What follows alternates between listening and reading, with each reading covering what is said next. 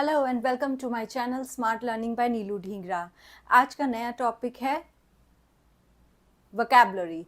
हम अपनी वोकैबुलरी को इम्प्रूव करना चाहते हैं। हमेशा ही नए नए वर्ड्स सीखते हैं, नए नए वर्ड्स के मीनिंग देखते हैं और ट्राई करते हैं कि हमारी वोकैबुलरी बहुत स्ट्रांग हो जाए। लेकिन फिर भी हम कुछ बेसिक वर्ड्स को लेके हमेशा ही कंफ्यूज रहते हैं और जब लिखने की बारी आती है तो हम सोच में पड़ जाते हैं कि इस वर्ड की स्पेलिंग ये होनी चाहिए या ये होनी चाहिए। एक छोटा सा एग्जाम्पल आपको देती हूँ। आपने कभी अपने बच्चे की स्कूल में कोई लेटर, कोई एप्लीकेशन या कुछ ऐसा कोई ईमेल ड्राफ्ट किया है प्रिंसिपल के लिए? आप हमेशा ही कंफ्यूज हो जाते होंगे कि प्रिंसिपल की स्पेलिंग PAL होती है या PLE होती है। तो ऐसे ही बहुत सारे वर्ड्स हैं जो हम नॉर्मल लाइफ में बोलते तो सही हैं, क्योंकि वो दोनों वर्ड्स को बोलने का तरीका सेम है, लेकिन हम लिखने में गलती कर देते हैं। जहाँ बात लिखने की आती है वहाँ हम सोच में पड़ जाते हैं कि स्पेलिंग क्या होनी चाहिए। मैं आई हूँ कुछ ऐसे ही वर्ड्स को लेके विद देयर मीनिंग्स, और मैं आपको बताऊंगी ईजी वे उन वर्ड्स को याद रखने का, ताकि आप जब भी नेक्स्ट टाइम उन वर्ड्स को यूज़ करें किसी सेंटेंस में तो आप कंफ्यूज ना हों। So let's start with these words. First is advice. Advice and advise. अब आप देख रहे हैं इन दोनों वर्ड्स में डिफरेंस। एक एडवाइस में सी है और एक एडवाइस में एस है। तो इन दोनों एडवाइस में डिफरेंस क्या है? एक एडवाइस, हम जो सीई वाला एडवाइस है वो हम एज अ नाउन लेते हैं, और ये वाला एडवाइस जिसमें एस है वो हम एज अ वर्ब कंसीडर करते हैं। क्या मतलब ये वाला एडवाइस जो होता है, it is a piece of suggestion. मतलब जैसे मैंने किसी को एडवाइस दी तो वो क्या हो गई, उसके लिए एज अ नाउन एक एडवाइस हो गई। और एडवाइस एज अ वर्ब क्या हो गया कि जैसे मैं किसी को एडवाइस कर रही हूँ या मैं किसी से एडवाइस मांग रही हूँ। सीई वाला advice is recommend to guide. एक एडवाइस आपने बना दी और दे दी और वो उसको आगे फॉलो करना है, तो वो हो गया एडवाइस। और अगर मैं बोलूँ कि किसी को मैं एडवाइस दे रही हूँ या मैं किसी से एडवाइस ले रही हूँ, तो वो हो जाएगा advice, that I am advising you, he is advising me, doctor is advising me to take rest, तो वो हो जाएगा वर्ब। लेकिन अगर मैं बोलूँ I am taking rest as my doctor has advised, तो आएगा ये वाला एडवाइस, क्योंकि डॉक्टर ने अपनी एडवाइस मुझे दे दी है और अब उस दी हुई एडवाइस को मैं क्या कर रही हूँ, फॉलो कर रही हूँ। वो वाली एडवाइस हमें गाइड कर रही है, हमें उसका यूज़ करना है उस एडवाइस का। तो वो एडवाइस हो गई नाउन। और अगर मैं किसी को एट प्रेजेंट किसी को एडवाइस दे रही हूँ, he is advising me to take rest, he is advising me to go that market, तो वो हो गया वर्ब वाला एडवाइस। नेक्स्ट वर्ड है एक्सेप्ट। एक्सेप्ट, दोनों वर्ड बोलने में तो सेम है, लेकिन जब लिखेंगे या फिर जब लिखे हुए वर्ड को पढ़ेंगे तो उसका मीनिंग कैसे देखेंगे? एक होता है ACCPT एक्सेप्ट और एक होता है EXCEPT एक्सेप्ट। Accept, accept. अब जो ACC वाला एक्सेप्ट है उसका मतलब होता है मैंने एक्सेप्ट कर लिया, मैंने एडमिट कर लिया, टू एडमिट। मैंने कोई मिस्टेक की, उसके बाद मैंने बोला ओ ओके आई एक्सेप्ट, मतलब मैंने वो एडमिट कर लिया। और ये वाला एक्सेप्ट जो EX लग गया, EX का मतलब क्या होता है?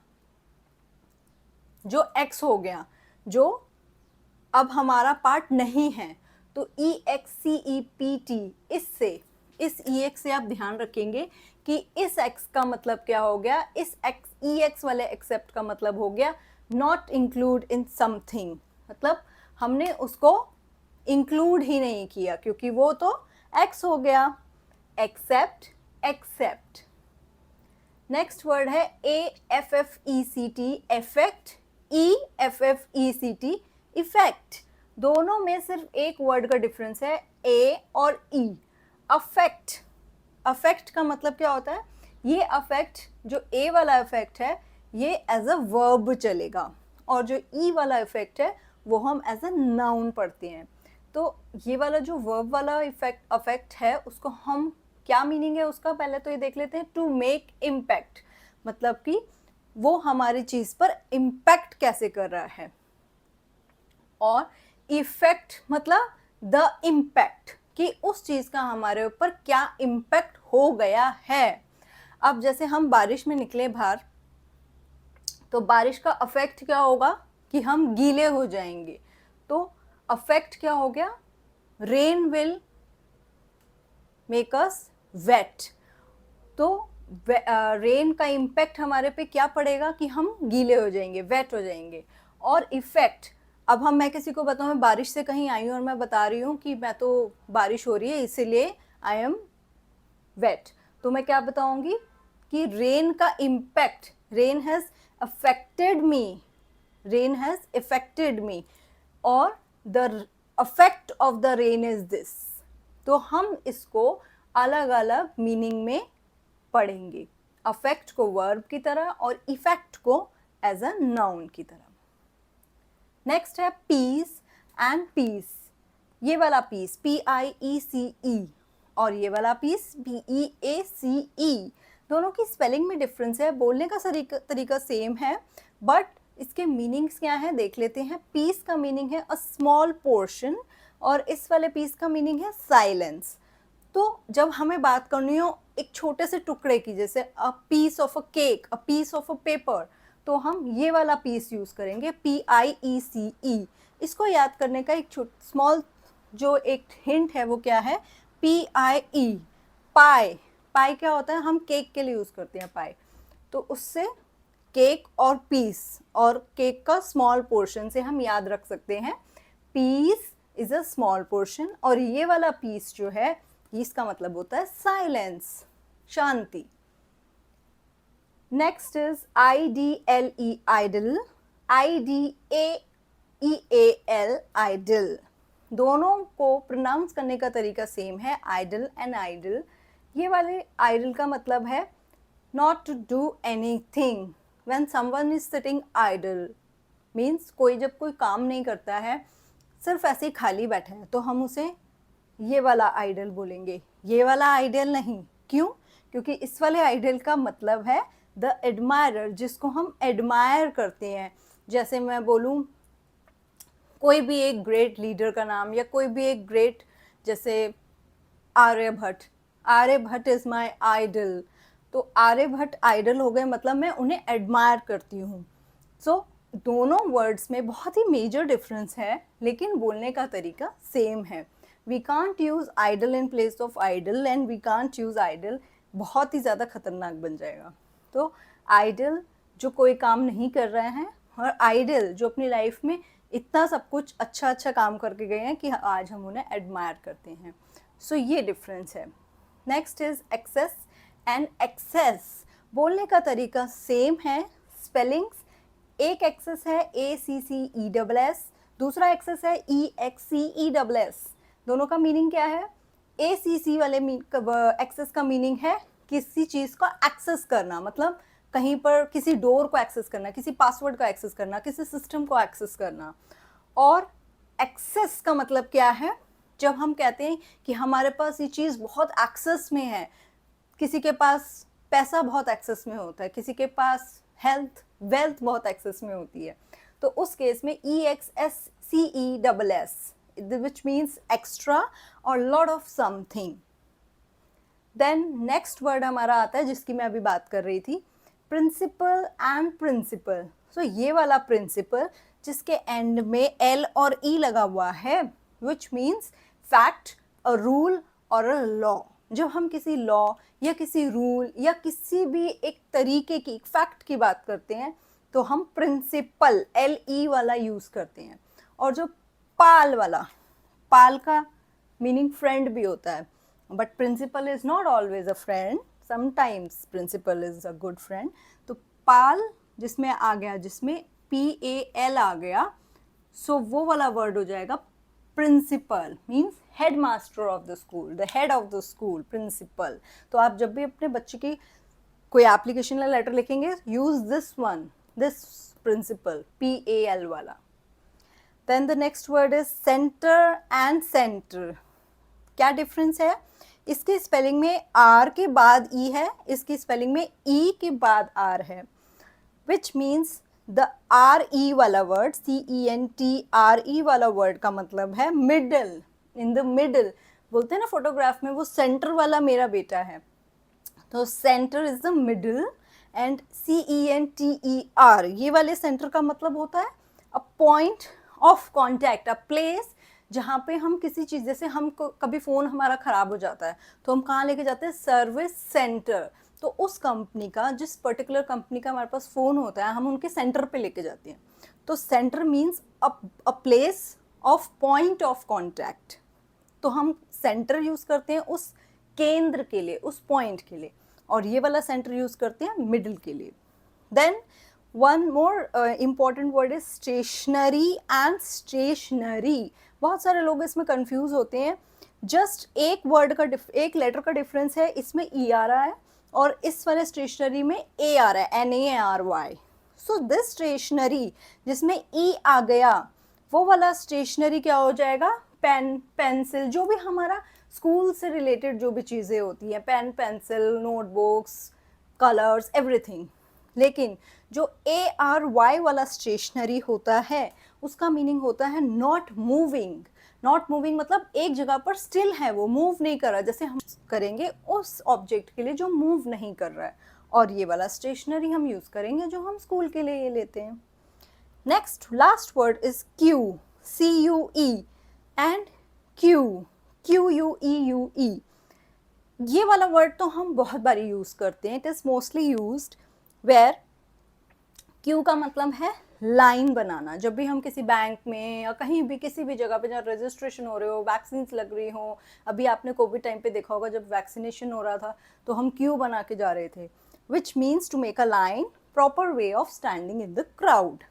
बट ये वाले क्यू, CUE का मतलब होता है, इस क्यू का मतलब होता है सिग्नल टू समवन टू से और डू समथिंग। कभी कभी आपने देखा होगा कि हम सिग्नल करके किसी को समझा देते कि हाँ अब ये करिए, या हम कभी कभी बच्चे को समझाते हैं कि जब मैं ये वाला सिग्नल करूँगा, मैं हैंड रेज करूँगा, तब आप ये काम शुरू कर देना, जैसे ही मैं स्टार्ट बोलूँगा वैसे ही आप कर देना। तो cue is used for that signal जो हम किसी को देते हैं to talk, to say something और to start doing something. So ये तो थे 10 वर्ड्स। आइए और वर्ड्स देखते हैं। सो आइए अब कुछ और वर्ड्स देख लेते हैं। चेक एंड चेक, ये तो स्पेलिंग डिफरेंस है बट बोलने का तरीका सेम है। CHECK कौन सा चेक होता है, जो हम चेक करते हैं, जैसे मैम नोटबुक चेक करती है या हम कुछ भी चेक करते हैं टू करेक्ट और टू फाइंड आउट समथिंग। और चेक CHEQUE, ये वाले चेक का क्या मतलब है, ये वो वाला चेक है जो हम बैंक में यूज़ करते हैं। अब बैंक डॉक्यूमेंट जिसके ऊपर हम नाम और अमाउंट लिख के साइन करके बैंक में देते हैं। सो बैंक वाला डॉक्यूमेंट की स्पेलिंग होती है CHEQUE चेक, और ये वाला चेक होता है चेक। काउंसिल एंड काउंसिल, दोनों की स्पेलिंग में क्या डिफरेंस है, वन इज COUNCIL एंड दूसरा है COUNSEL। इस वाले काउंसिल का मतलब होता है अ ग्रुप ऑफ मेंबर्स, कोई बॉडी, कोई गवर्नमेंट बॉडी या कोई बोर्ड जिसमें उसके मेंबर्स होते हैं, उसको हम काउंसिल बोलते हैं। जैसे ब्रिटिश काउंसिल, ब्रिटिशर्स की बनी हुई कोई ग्रुप, तो ब्रिटिश काउंसिल मतलब a board of members, a group of members.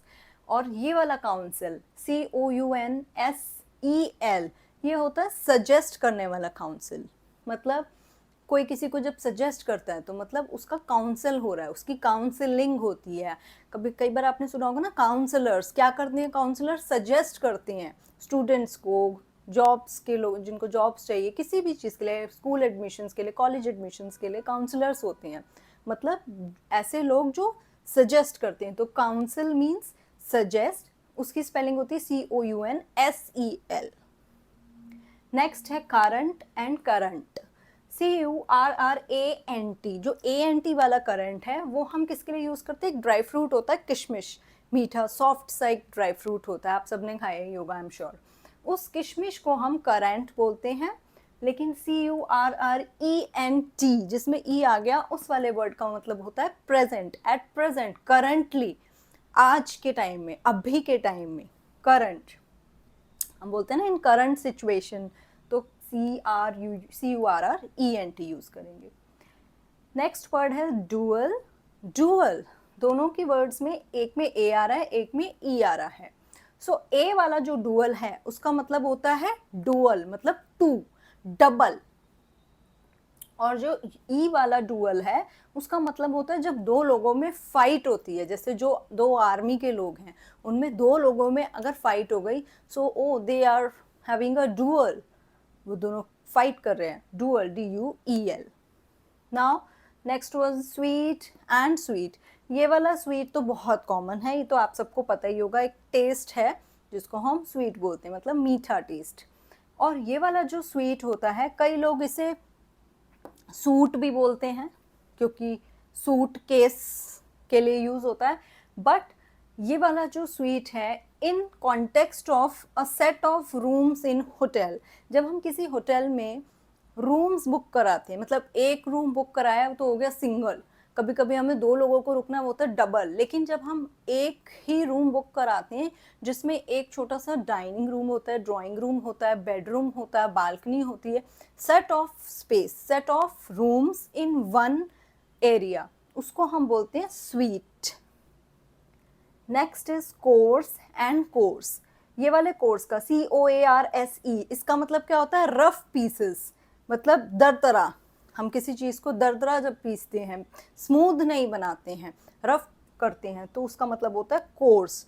और ये वाले कोर्स COURSE, ये वाले कोर्स का मतलब होता है कि हमें अपना कोर्स कंप्लीट करना है। It's related to study. जब हमारे बहुत सारे लेसन्स होते हैं, अ सीरीज ऑफ लेसन्स, एक बुक है उसमें बहुत सारे लेसन्स हैं, हमें वो एग्जाम के लिए प्रिपेयर करने हैं, तो हम बोलते हैं ना अरे हमारा बहुत सारा कोर्स है। सो हम ये वाले कोर्स की बात करते हैं, COURSE। Next the last one is need and need. इसमें के साइलेंट होता है, इस वर्ड में के इज साइलेंट, KNEAD, नीड। ये वाला नीड होता है टू मेक अ डॉ। डॉ क्या होता है, आटा, आटा या मैदा, या किसी भी, हम ऐसे जब हम खाना बनाते हैं, चपातीस बनाते हैं, तो उसके लिए डॉ तैयार करते हैं। तो डॉ के लिए हम उसको क्या करते हैं, पानी डाल के उसको पाउडर को एक ऐसा डॉ तैयार करते हैं जिससे हम चपातीस बना सकते हैं। तो उस प्रोसेस को बोलते हैं नीड, नीडिंग करना। और ये वाला नीड NEED, इसका मतलब होता है I need something, I require something, somebody needs, मतलब किसी को चाहिए, रिक्वायरमेंट है, वो वाले नीड के लिए हम NEED यूज़ करते हैं। तो फ्रेंड्स ये सारे वर्ड्स हैं जो बहुत कॉमनली यूज़ होते हैं हमारे इंग्लिश में, और जब हम सेंटेंसेस बनाने की बारी आती है तो बहुत कन्फ्यूजन हो जाती है। लेकिन आई एम श्योर ये वीडियो देखने के बाद आप बहुत सारे वर्ड्स के मीनिंग समझ गए होंगे। आप ट्राई कीजिए इन वर्ड्स के ऊपर सेंटेंसेस बनाने के लिए, और जब आप सेंटेंसेस बनाएंगे तो आई एम श्योर आप इन वर्ड्स के मीनिंग कभी भी नहीं भूलेंगे। Thank you for watching.